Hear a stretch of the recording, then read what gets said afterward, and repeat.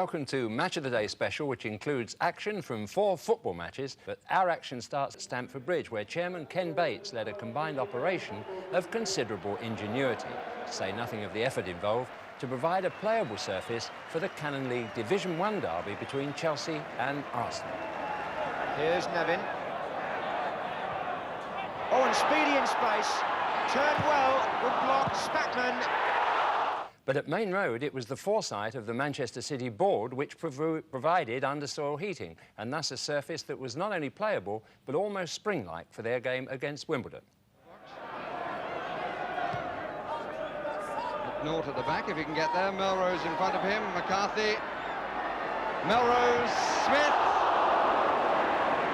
It was the undersoil heating at Highfield Road too that enabled Coventry City's match against Aston Villa to go ahead, and you'll see the goals from there. Regis shows his muscles and smacks it against the crossbar. As a result of superhuman efforts throughout the week, Chelsea were able to stage the only Canon League game in London today against Arsenal, their North London rivals, both historically and for a European place at least. That's this season. Your commentator, John Motson. Another big London occasion, and the teams are welcomed by the third large crowd in a matter of 7 weeks here at Stamford Bridge, because just one defeat in their last 9 league games means Chelsea have thoroughly consolidated their First Division status. One of the reasons is stiff competition among a sizable first-team squad, so stiff that Derek Johnston returned to Glasgow Rangers yesterday, and the likes of Mickey Thomas, Gordon Davis and fit again Colin Lee can't get into the side today. Lee is the sub, while Darren Wood continues at right back. Keith Jones returns in midfield because John Bumstead was declared unfit this morning, and Paul Cannaville is recalled after missing 5 matches.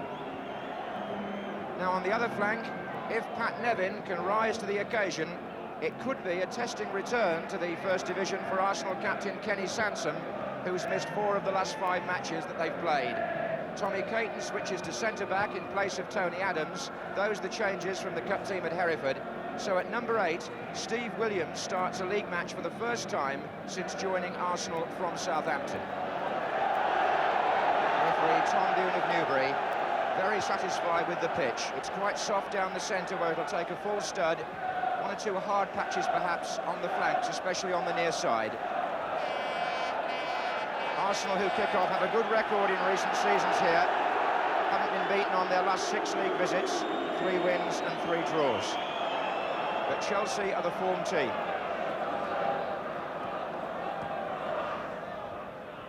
Here's Jones.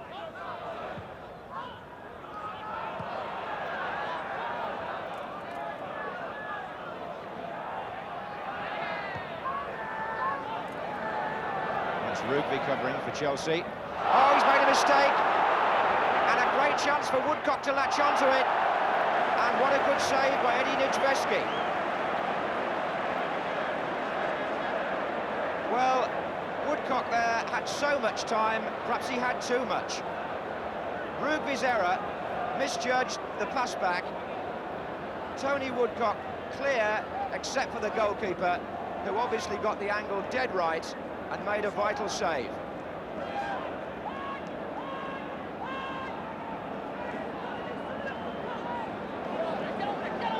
Talbot with the corner.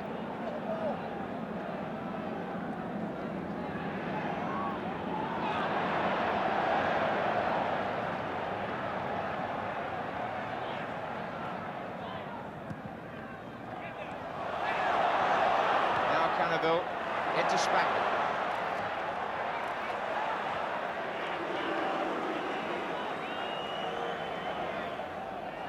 Certainly a timely save. Speedy. Dixon again. Takes on Sansom. 3 waiting in the centre. And Lukic held that well right on the 6-yard line. It was a good, crisp cross by Kerry Dixon. An inviting cross in many ways. But the goalkeeper claimed it with some confidence.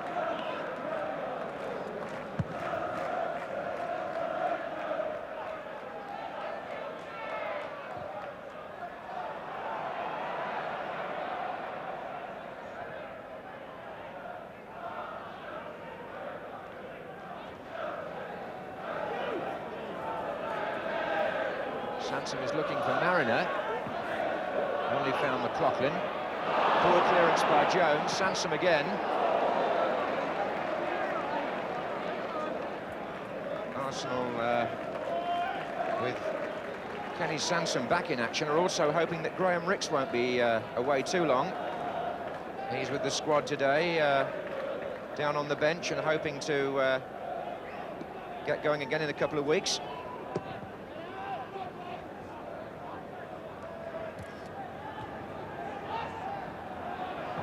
Good test of the technique of some of these players on this surface, because the pitch is definitely changeable. It's much harder in patches down the flanks than down the centre.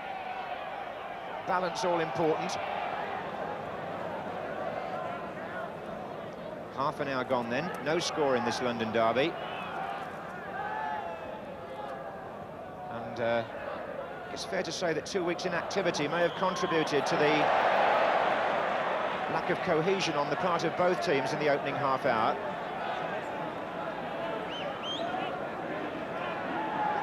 Here's Nevin. Oh, and speedy in space. Turned well. Good block. Spackman. It started with Pat Nevin. It was an intelligent ball into Speedy. He checked nicely to get it onto his left foot. Shot blocked by the defender. And Spackman, who's still looking for his first goal in Division 1, shot narrowly over the top.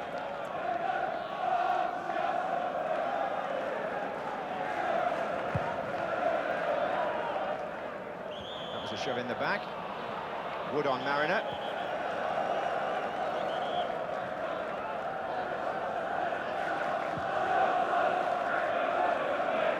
Header out was by Page. Spackman helped it on.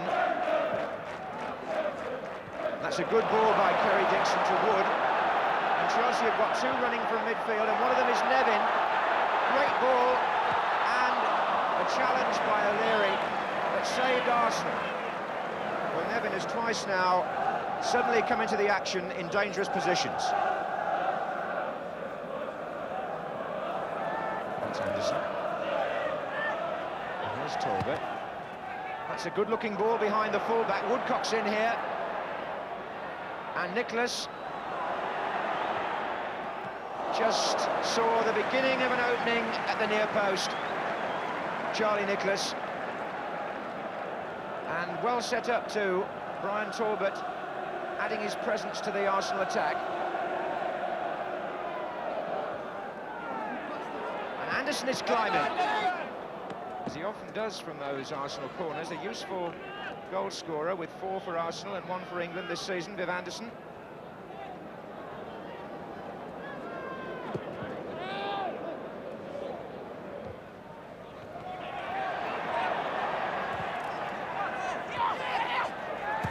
Talbot again, the man first to the ball.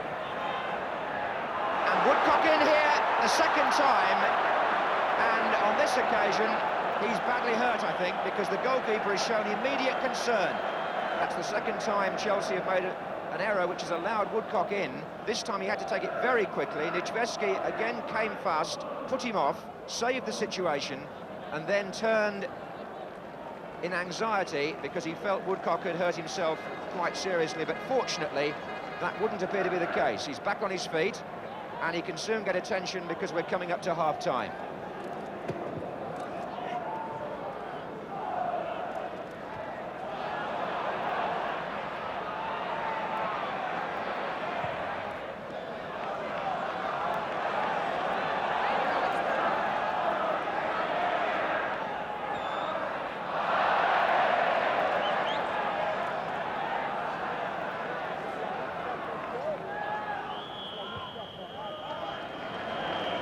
True to say Arsenal have made the better openings, but Chelsea have given them to Arsenal. 2 occasions when Eddie Nijveski, coming off his line, wants to save and wants to meet Woodcock, has prevented Chelsea from falling behind.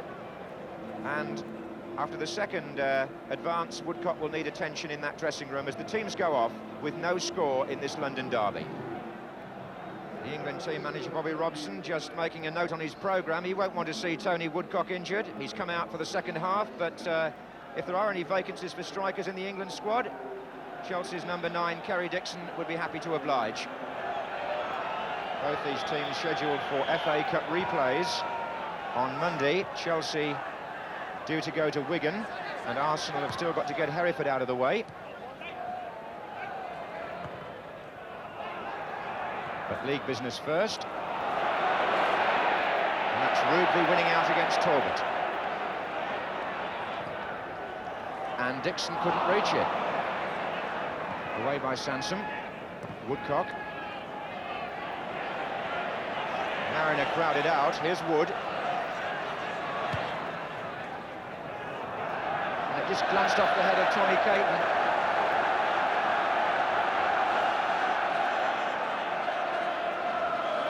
It's Cannaville to take the corner for Chelsea. Dixon was pushing a bit and McLaughlin got a touch on it.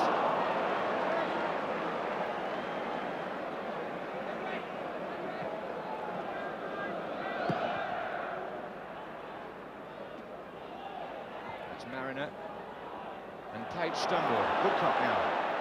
Talbot's made a good run forward. Still Woodcock. Oh, off Nijveski's body, but it's safe, a corner. Good turn and shot by Tony Woodcock.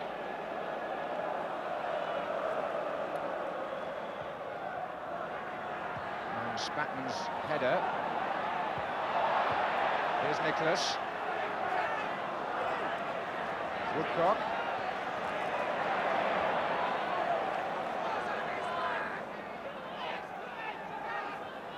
Well, Arsenal, if anything, have had the greatest share of play.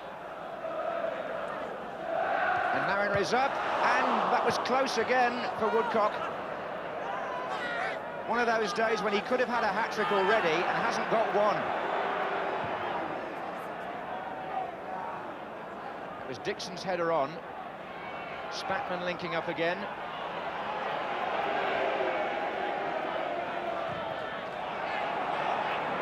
And Sansom to Robson for Arsenal, and they're breaking now with 4 the other way, and Sansom's also gone forward. Robson held back a bit by Wood. Free kick.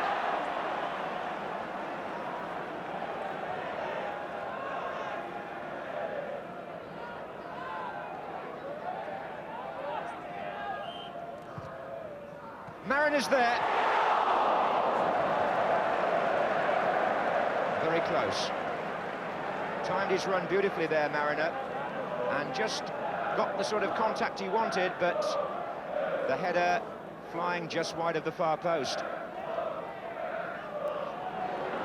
And Chelsea to make the substitution. Colin Lee, who's just recovered from injury, is the player coming on, and the man going off is Pat Nevin. Colin Lee is a man for all positions, but he's gone at the moment into defence. And this is Steve Williams, and O'Leary was caught coming forward, but how well he recovered at first and the second time. Sansom. And that's going to run off Joe McLaughlin for a corner to Arsenal.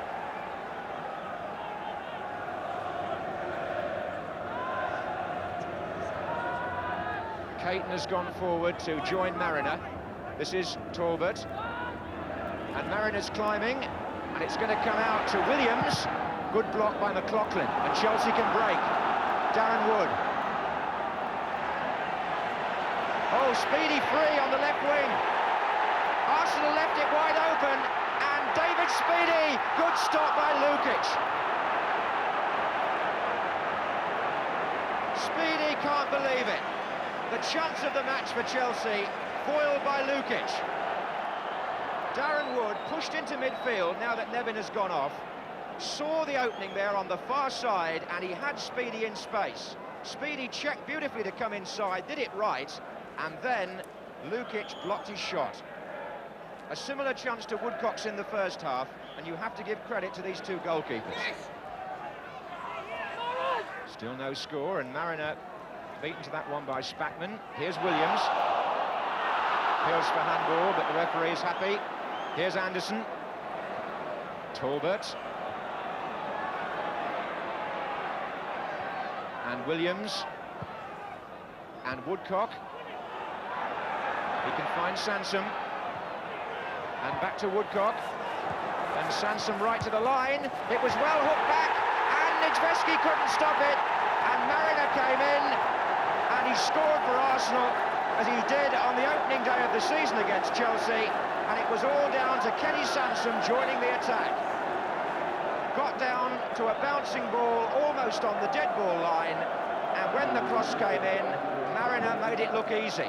Nedvesky got a hand to it, but he couldn't keep it out.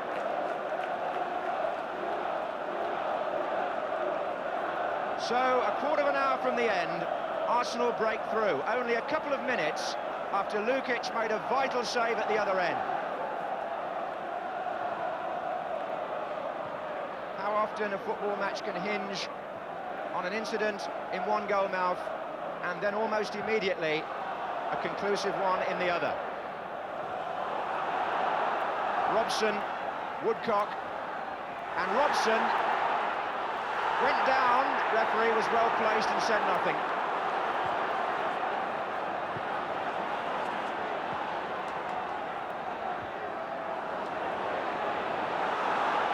And Nicholas with Talbot steaming up outside. Arsenal are flying now. Rugby away. And it's a question of what Chelsea can do in the way of an instant reply. Sansom the interceptor again. Mariner. Talbot outright. Well, Don Howe knew that while Kenny Sansom was out of the side, Arsenal inevitably lacked something down the left flank, especially without Ricks as well. And when he's there, Sansom, he's always liable to crop up as the extra attacker. He did so there, and my word, it paid dividends for Arsenal. Dixon, Cannaville is forward, so is McLaughlin. A couple of minutes left. Woodcock away from Lee, but only by fouling him.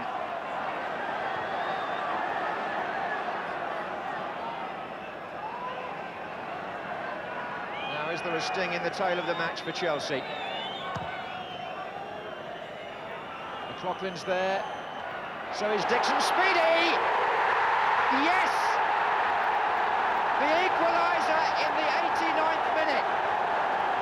And the Chelsea fans have something to celebrate with David Speedy. McLaughlin caused confusion. Dixon was a presence too. But when Speedy got the chance to lob that in, he made no mistake. And what a relief for him and the supporters after missing the earlier chance for Chelsea. So, a dramatic finish. We were in the last minute of normal time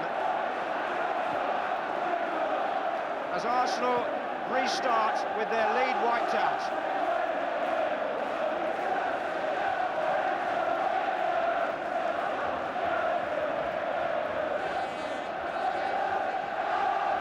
Speedy seems to have saved the match for Chelsea. And Arsenal haven't given up hope yet of regaining their lead in injury time. But it's too late.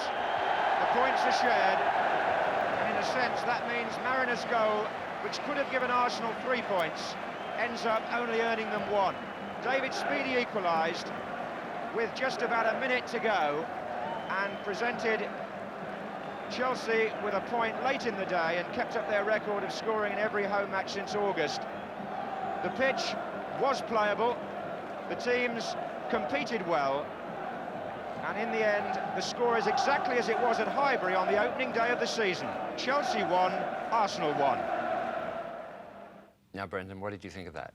Well, for a London game, it wasn't bad, was it? Oh! Seriously now. Well, as a neutral, I suppose a draw was a fair result, but if I'd been on the terraces, I'd probably have gone home thinking that it should have been 2-2, because it looked to me as though Tony Woodcock had an open goal at one end, and then later on young Speedy had an open goal at the other end, but it's obviously not as easy as it looks. No, it looks easy if you're sort of watching from the sidelines on that, but it's an interesting point because most people would believe that the forward is the favourite in an open goal situation like this, but the facts prove otherwise. You can't be more experienced or more cool in situations like this than Tony Woodcock, picking up that back pass from Rugby. But from this point on, the pressure's on him. The goalkeeper's the one who's angled him beautifully, as you can see. In fact, he won't be able to see any of the goal there, Woodcock.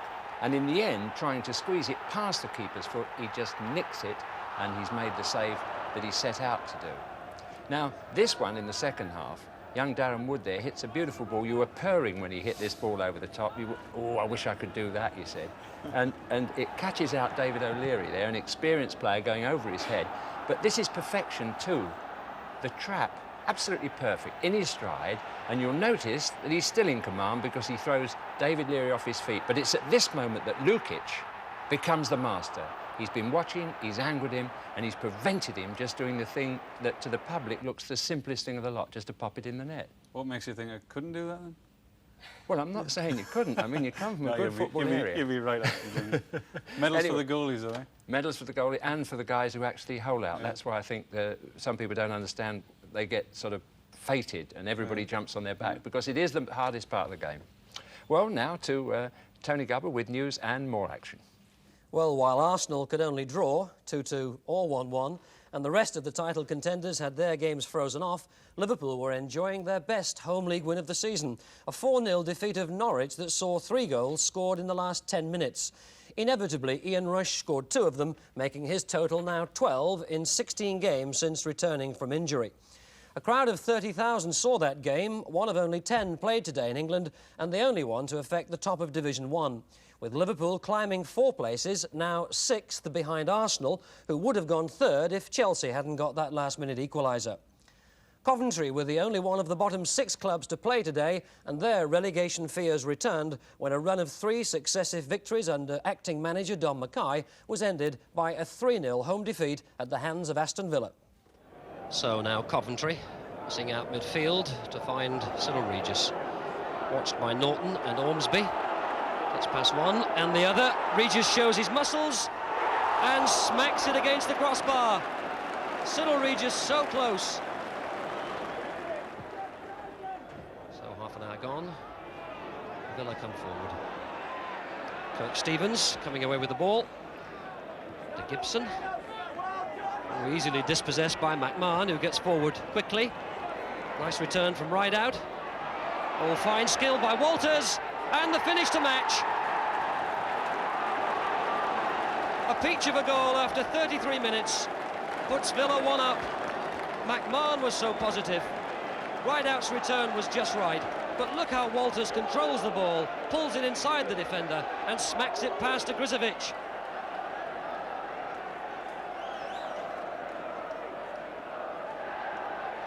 Now what can Coventry do from this free kick? Taken by Adams. Plenty of Coventry players have gone forward and they might be in trouble here. This is 3-on-1 for Villa. Tony Dorigo, the fullback. He's got Gibson and Walters in support in the middle. And it's Adams who got back to make a timely interception.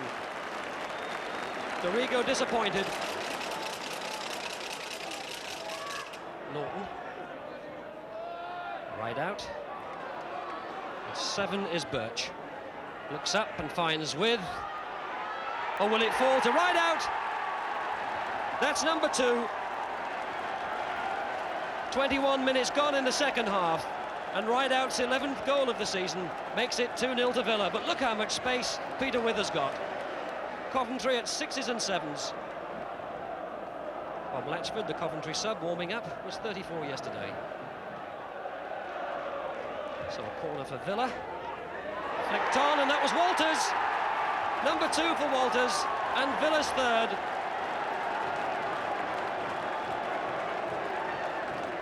The perfect flick on, though, at the near post. As Villa prosper in these perfect conditions. Into the last few minutes as Bowman feeds McGrath. Oh, and it's missed by the wall. Regis! A fingertip save by Nigel Spink to deny Regis, who hit the crossbar in the first half. And real acrobatics to keep him out then. I'm not sure how much he intended that or how much it hit his shins and rebounded. But Spink had to be alert. Brilliant Waters, but not Coventry's day.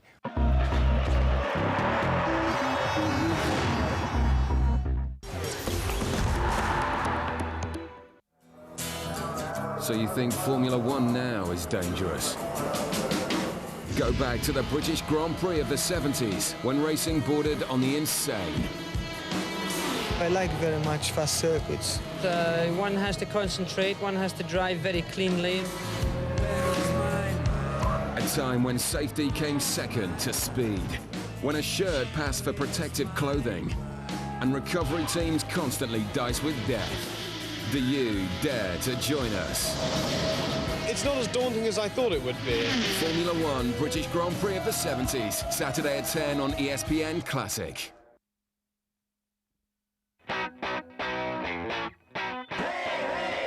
40, 50, 60.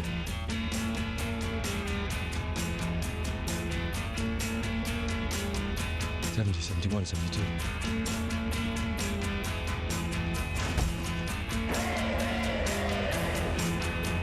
The Vauxhall Corsa SXI Plus, now with no deposit, free insurance and 0% finance. Corsa from Vauxhall. How come when prices are cut, it's always on stuff you don't want? Cut price waffle irons. Very handy. Cutting my bills. Now that really would be useful. BT has cut the prices on many of its cool packages. Millions of homes could save thanks to BT. When I went to university, I found a great campus near Liverpool and Manchester with over 200 degree courses, from sports to business to performing arts to law. So when I graduated, I had skills and experience for life. Too good to be true? It's a reality. It's Edge Hill University. To sacrifice someone without them ever knowing it. From the creator of Blade Runner comes a mind-bending new film. Keanu Reeves, Robert Downey Jr., Woody Harrelson, Winona Ryder. Does it seem to me clearly or darkly? A scanner darkly.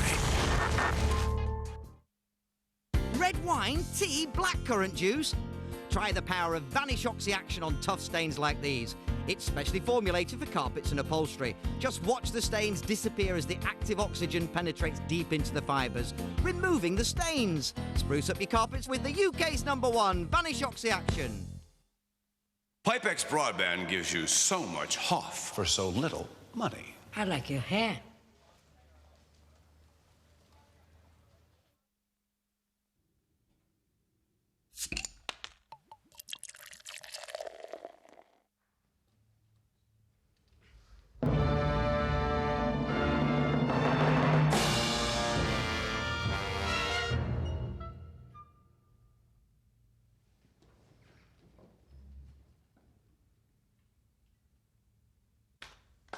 (1664), a bad year for composing, a good year for beer. And now's a good time to try a new Kronenbourg Cold Premier. The great taste of Kronenbourg, only colder.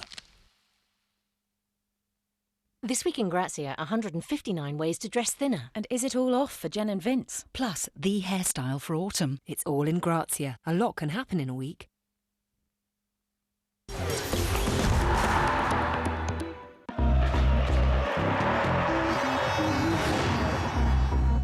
Well, when we're looking for games to show you in icy midwinter, clubs like Coventry, who've installed under-soil heating, are a blessing indeed. Another such club is Manchester City, and our outside broadcast unit sped as fast as conditions would allow to Main Road to cover City's match against Wimbledon.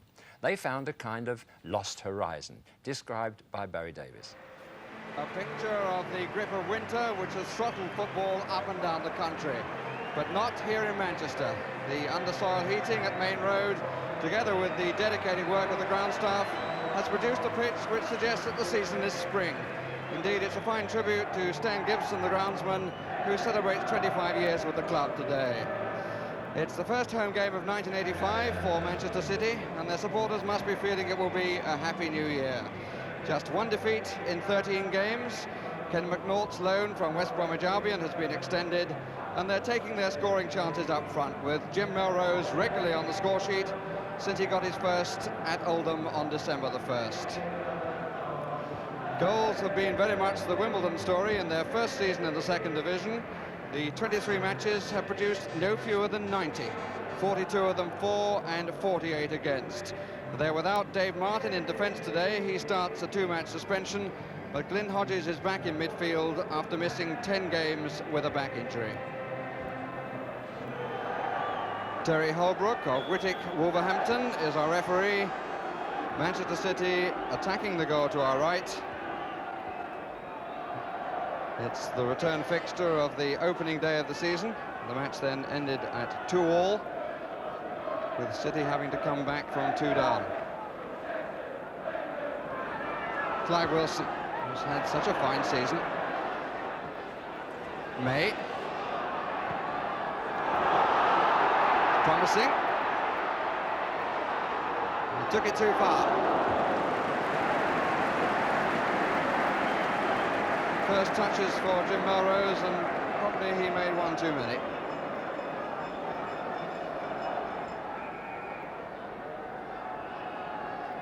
Ken McNaught poised to go forward, and he might get to it. Would have done it, the goalkeeper hadn't got there first. Melrose, and Besant did well again.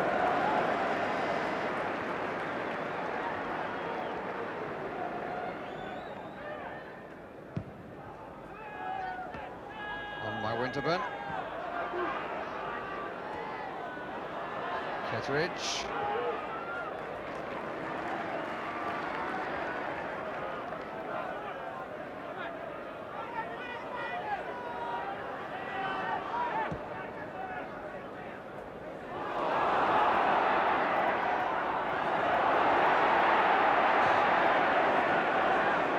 Baker. Given to the home side.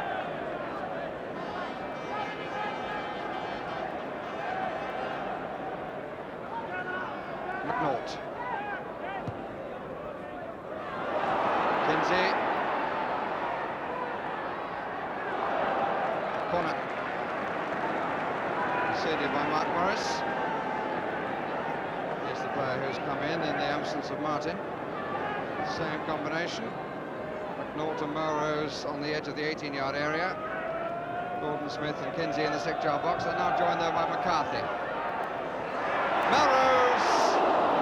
Blocked by Winterburn. Kinsey. May comes wide for him.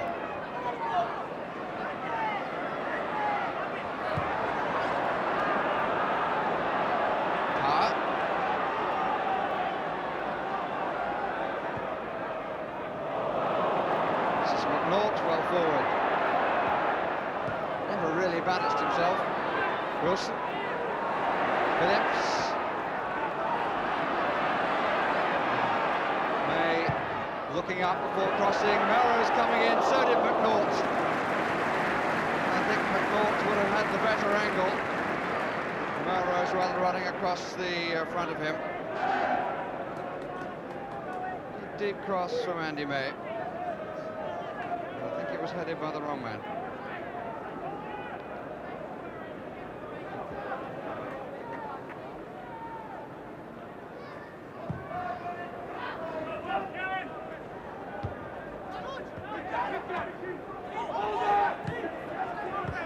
Phillips. Melrose. Given the chance to turn, 2 in for the same man. Phillips, nicely in the path of Parr.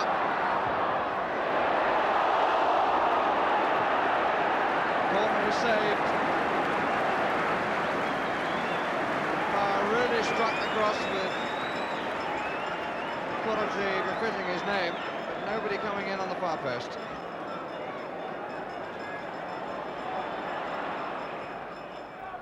Smith. McNaught. Phillips, good ball to May, second touch let him down, but he gets the corner.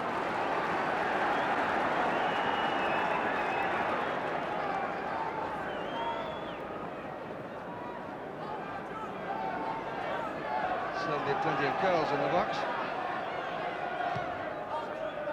McNaught at the back if he can get there, Melrose in front of him, McCarthy, Melrose, Smith.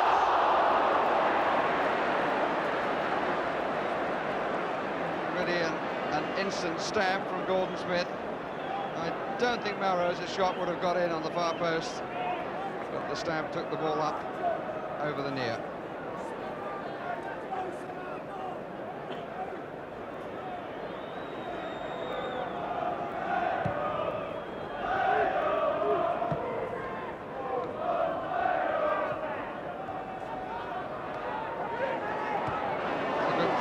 McCarthy with Cork threatening. Stake by Wilson. The ball was just bashed into the area. Free kick. And the referee is going to take the name of Mickey Smith for that.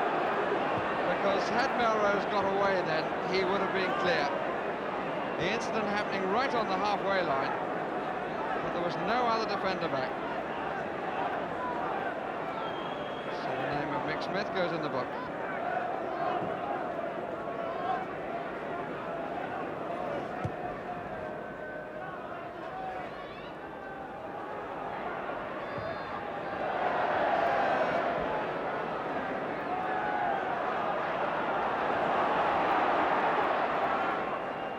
Kinsey did well. Smith! Yes!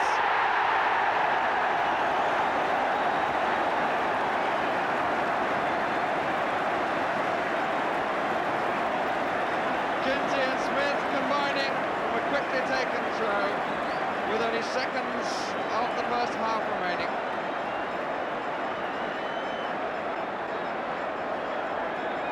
So Smith goes to goal number 12, and Manchester City have a lead which has been an awful long time in coming.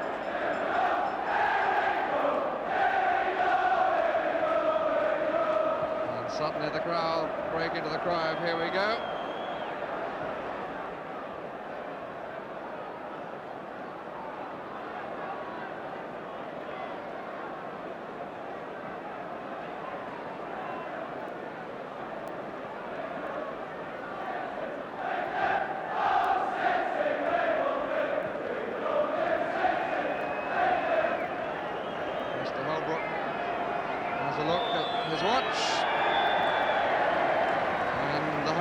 Come off, leading by 1-0. And here's the goal scorer, Gordon Smith, and the man who took the throw alongside him, the third man involved in the scoring of the goal, Steve Kinsey, who somehow found some space right on the goal line. Half-time, 1-0 to City. So City get the second half underway, needing one goal for their 50 this season. This is their 31st match in all competitions. And if the ball goes past Dave Besant, it will also be the 50th he's conceded.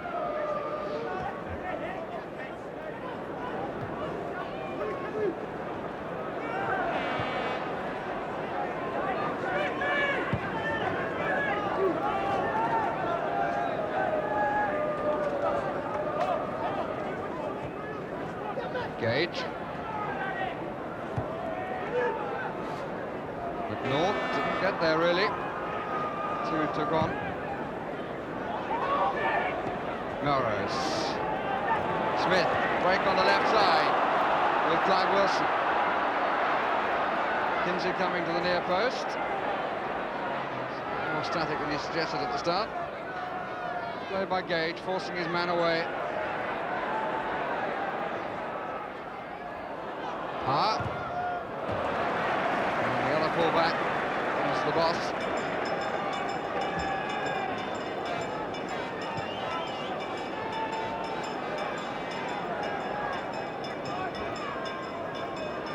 And it comes to Wilson.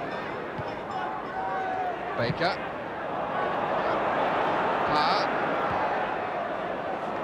Running by Kinsey. Would it be enough? Yes, it is. Screamed his way clear again.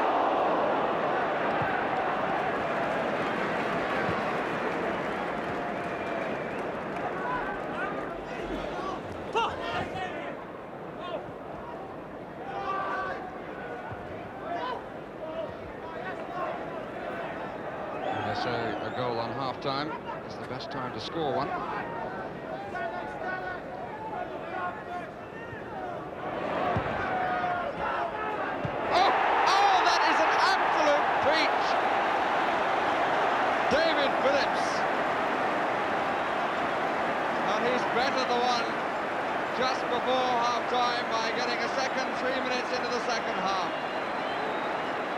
absolute thunderous finish by the Welshman.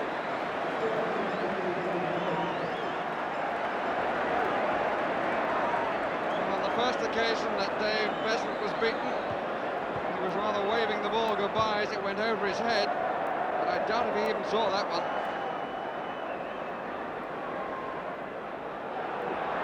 So this should surely set Manchester City up for a good home victory. Or can Wimbledon do what City did to them at Plough Lane, and that is come back from 2 down?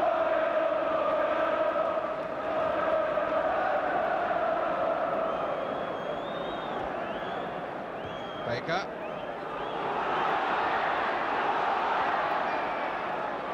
City ball given.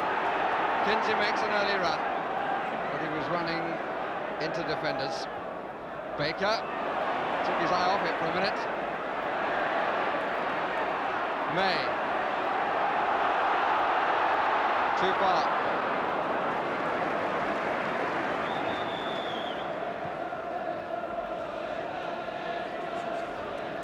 And Wimbledon substitute. Carlton Fairweather.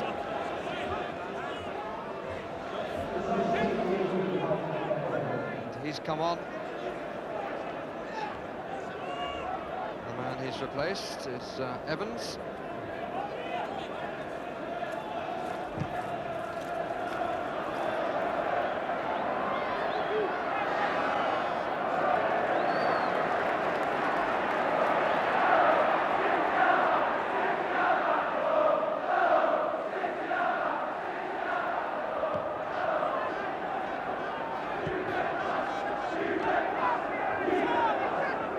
Fishenden to work a lot on the ball to make his opening.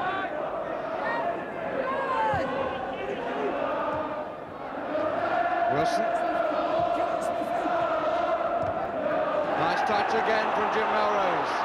Gordon Smith, 2 to his right. And Baker couldn't get it in. Yes, he did. Mistake really by Winterburn, who seemed to have it and then lost it.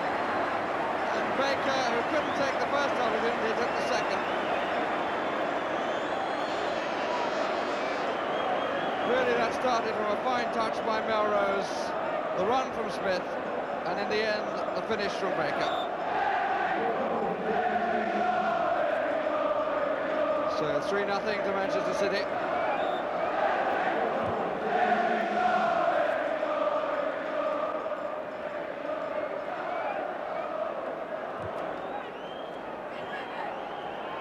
Ended the old year by beating Wolves 4-0 here. And started the new with 3 against Wimbledon.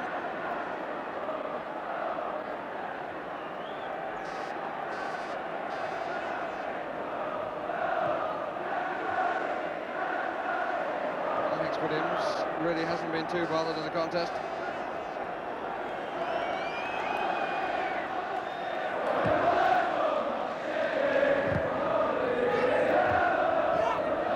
Melrose.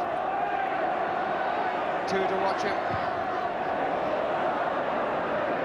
He's entitled to feel that somebody should have been coming in from the far side.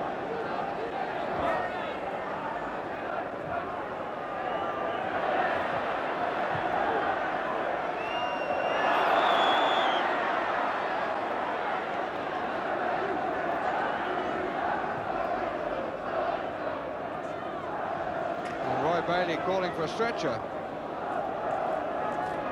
Billy McNeil, the manager, looking very concerned. Very important purchase for him, Jim Melrose. And he's had a fine game. Stan Gibson, the groundsman, there to help as well. Doesn't look too good, I must say.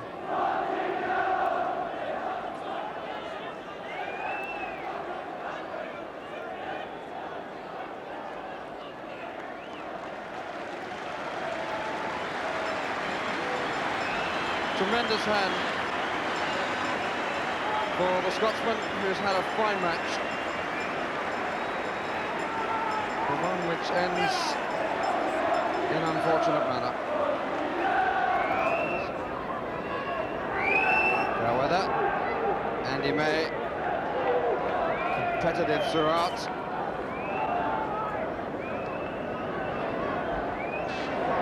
James came a long way and now has to get back. And he's recovered his ground.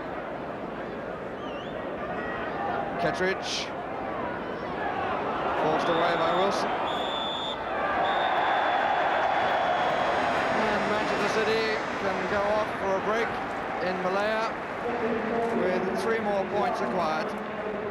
In the end, a comprehensive victory by 3-0. Baker getting the 3rd, following 2 goals on either side of half-time. The first by Smith, the second by David Phillips, and I think for the sheer ferocity of his shot, that is the goal which will be remembered most. Final score, Manchester City 3, Wimbledon 0. In fact, Jim Melrose injured his ankle, hopes to be back in a couple of weeks. What are your impressions of that, Brendan? Well, I thought Manchester City were pretty impressive. Actually, this time of the year, with the weather like that, it's good to see them playing on green grass, isn't it? And I mean, obviously, you know, there's been a lot of talk about the undersoil heating. I just wonder why all the teams don't have undersoil heating. I know you installed the one at Coventry personally, but why don't they? Why don't they? Well, it seems simple when you say it like that, but it is expensive, although not that expensive, and you don't always get the return in gate that the outlay really might warrant, because the weather's cold and people don't necessarily turn up, although they do on occasions, when it's like that. So now, of course, there's a return in advertising, which can make it worthwhile, so maybe more clubs will take the chance. Yeah, but not many people know that I've learned today that you can actually grow tulips as well on that when you're using the soil heating. It's going to be Gardener's World now in a minute, but what you mean... I've been impressed by your horticultural knowledge today, Jimmy, I must be honest. I was explaining to him earlier on that it is hot water pipes that go under the pitch for that one at Manchester City, and in Holland, where the idea came from, of course, they grow tulips from in the same way. So if I installed one at home, I could grow tulips, could I? You could, and you'd look lovely with them. Tony, the news. Well, the second division saw the biggest win of the day, Leeds United's 5-0 thrashing of Notts County, with teenager Tommy Wright getting a second-half hat-trick. That win has enabled Leeds to draw closer to the promotion places, one of which is now occupied by form team Manchester City, while Portsmouth played most of their goalless draw at Middlesbrough with only 10 men after Kevin Dillon was sent off. The pools panel added 7 scoring draws to the 3 actually played, so if you've 24 points, you can thank them for a dividend, which is forecast as good. The scoring draws numbered on the coupon 1, 22, 23, 28, 32, 34, 36, 37, 45 and 50. Aberdeen beat Rangers 5-1 today to go 8 points clear at the top of the Scottish Premier Division, while at the bottom, the relegation battle between Hibs and Dumbarton also produced plenty of goals. Snedden, Brazil, Jimison, dab forward, beautiful play by Hibs. Can he cut it back? He does. Yes, that was an excellent goal by Gordon Jury eventually. Craig again. Can it be touched to the side? It is. Robertson. That's the fullback, Kay, and there's a touch. Reddick goes in. Kay has scored the equaliser. Would you believe, all against a run of play. Jury. That's about a bit of play. Oh, that's a brilliant goal, Snedden. 2-1. Gray very powerfully in. That's useful hovering ball. And Jury a little slow. Here's Weir, takes his eye off it. Brazil. Kane, the lob forward, and there's a field for a penalty. It is. Jury brought down.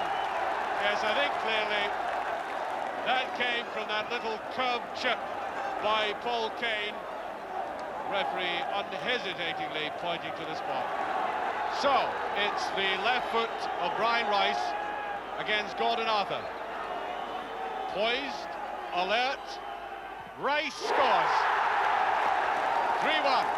We're thinking about the week ahead and next Saturday, because I know where you're going to be next Saturday night. You're going to be home watching Match of the Day, aren't you? That's and right, I understand your wife makes it a lovely occasion for you because she pours you a cup of cocoa, which is exactly what I'm doing now, because we've enjoyed having you with us tonight, and I want to make you feel at home. Would you pass that to Tony, maybe? Yeah, and thank you very much indeed, It's Jimmy. a little on the strong side, but... This makes it Saturday night regular, Saturday night for Match of the Day in the Coco. I shall have a little touch of this too. Next Saturday we've got 3 FA Cup matches for you. It's at 10:40, and let's hope you'll be there too, and that the thaw will continue, and we'll have all the best weather you can imagine and the best football for you to enjoy.